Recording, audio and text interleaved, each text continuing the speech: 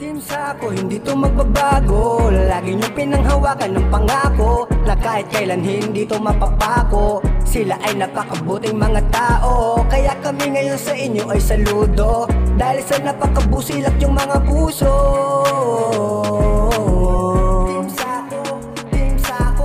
Sino nga ba naman ang mag-aakala na pagbubuklodin kami ng iisang tadhana? Dahil sa YT kami ay nagtagpo, samahan dito ay nabuo. Iba't ibang ugali pero magkakasundo. Di nagtagal membro namin ay lumago. Di ganun karami pero solido kong masasabi. Di lang turingan ni tropa kundi isa ng pamilya. Kahit magkakalayo kami ng milya-milya.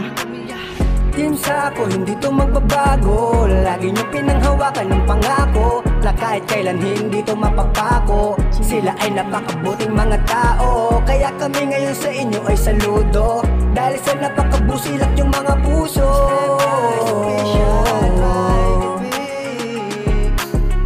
Team Sako, si Celes Manalo at si Eli Matas, sama-sama rin natataas, sama-sama rin nalalakas. Dahan-dahan din nababakas mga balakid sa buhay, basta't sama-sama ating ding malulutas. Jody Cap